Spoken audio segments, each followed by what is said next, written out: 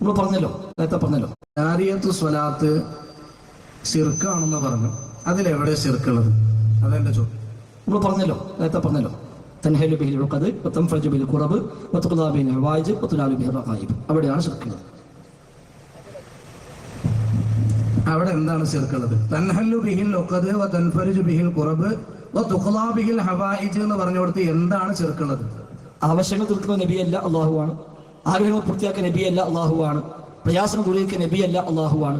അപ്പൊ അള്ളാഹുവിൽ നിന്ന് പ്രതീക്ഷിക്കേണ്ടത് നബിയിലേക്ക് ചാർത്തി കൊടുക്കുന്നു, അത് ശിർക്കായി മാറുന്നു. ആ ജാരിയത്തു സ്വലാത്തിൽ റസൂലാണ് അത് പൂർത്തിയാക്കുന്നതെന്ന് പറയുന്നുണ്ടോ? നിങ്ങളൊന്ന് അർത്ഥം വെച്ചാണ്. എന്താണത്?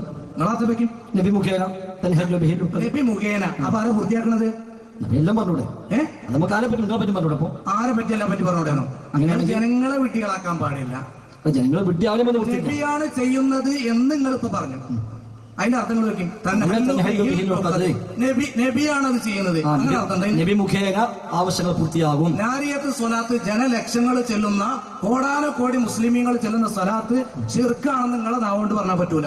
പിന്നെ നിങ്ങൾ പറഞ്ഞു നബിയാണ് അത് ചെയ്യുന്നത്, നബിയാണ് ആവശ്യം കിട്ടുന്നത്. അതിന്റെ അർത്ഥങ്ങൾ അതന്നെ വെച്ചത്. നിങ്ങൾ കേൾക്കുന്ന നബി സല്ലല്ലാഹു അലൈഹി വസല്ലമ തങ്ങളെ കൊണ്ട് ആവശ്യം പൂർത്തിയാക്കും എന്ന് പറഞ്ഞത് ശിർക്കാണോ? നബി സല്ലല്ലാഹു അലൈഹി വസല്ലമ തങ്ങളെ കൊണ്ട് കെട്ടുകൾ അഴിഞ്ഞിട്ടുണ്ട് എന്ന് പറഞ്ഞത് ശിർക്കാണോ? അഴിഞ്ഞിട്ടുണ്ട് അല്ല, അഴിയുന്നു പറഞ്ഞത് ശിർക്കാണോ? രാവിലെ ചെല്ലിയാല് 11 വട്ടം ചെല്ലിയ ശിർക്കാവും. അത് വിദേഹത്ത്. നബി സല്ലല്ലാഹു അലൈഹി വസല്ലമ തങ്ങളെ കൊണ്ട് ആവശ്യം പൂർത്തിയാവുന്നതാണ് ശിർക്ക്. അതെവിടെയുള്ളത്? അത് ശിർക്കാണെന്ന് ഏത് ഖുർആനിലെ ഹദീസിലുള്ളത്? പറഞ്ഞതൊക്കെ ഏത്? ഇതിനെ സല്ലല്ലാഹു അലൈഹി വസല്ലമ തങ്ങളെ കൊണ്ട് ആവശ്യം പൂർത്തിയാകും എന്നൊരാൾ പറഞ്ഞാൽ അത് ശിർക്കാണെന്ന് ഖുർആനിലുണ്ടോ ഹദീസിലുണ്ടോ?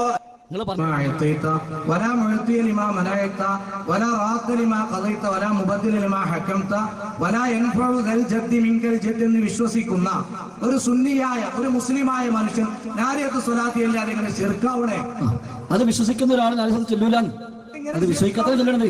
അതെങ്ങനെ ശിർക്കാവണോ എന്റെ ചോദ്യം. അല്ല, അത് വിശ്വസിക്കുന്ന അടുത്ത് ഗുരുവായൂർ പോയി ശിർക്കാവോ? അത് ചെല്ലൂല. അതാ വ്യത്യാസം. നബി സല്ലല്ലാഹു അലൈഹി വസല്ലമ തങ്ങളെ കൊണ്ട് ആവശ്യങ്ങൾ പൂർത്തിയാക്കപ്പെടുന്നുണ്ട്, ആവശ്യങ്ങൾ പൂർത്തിയായിട്ടുണ്ട്. ആയിട്ടുണ്ട്, അത് ശരിയാണ്. ആയിട്ടുണ്ട്, ശരിയാണ്. ആകുന്നുണ്ട് പറയാൻ പറ്റില്ല. പിന്നെ നിങ്ങൾ ഫസ്റ്റ് പഠിച്ചൊരു കാര്യം, നബി സല്ലല്ലാഹു അലൈഹി വസല്ലം അള്ളാഹിനോട് ചോദിക്കണം, നബി സല്ലല്ലാഹു അലൈഹി വസല്ലമയോട് ചോദിക്കണം ജാരിയത്തു സ്വലാത്തിൽ എന്ന്. അങ്ങനെയല്ല, അത് ആദ്യം നമ്മൾ തുടക്കത്തിലും പറഞ്ഞു. അള്ളാഹ്ക്ക് കൊടുക്കണ നബി സല്ലല്ലാഹു അലൈഹി വസല്ലം നിങ്ങൾക്ക് ജാരിയത്തു സ്വലാത്തിൽ കൊടുക്കുന്നുണ്ട് എന്ന്. അതിന്റെ അർത്ഥം വെച്ച് കൊടുക്കും ജനങ്ങൾക്ക്. അതിനെവിടെ അള്ളാഹ്ക്ക് കൊടുക്കണ? എങ്ങനെ നബി സല്ലല്ലാഹു അലൈഹി വസല്ലം കൊടുക്കണം? അള്ളാഹിനെ കൊണ്ട് നമ്മൾ ചോദിക്കലുണ്ടോ? അതുകൊണ്ട് ഉണ്ടോ? അഊദു ബില്ലാഹ് എന്ന് പറഞ്ഞില്ലേ? അള്ളാഹിനെ കൊണ്ട് അഊദു ബില്ലാഹ്. എന്താ അഊദു ബില്ലാഹി?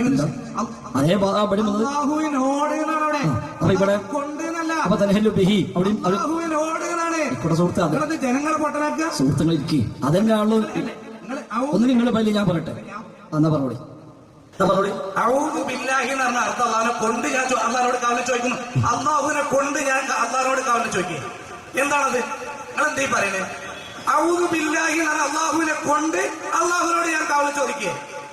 അള്ളാഹുവിനോട് ഞാൻ കാവലിൽ ചോദിക്കുന്നതാണ്. തുഖ്ലാ ബിഹിൽ ഹവായിജ്.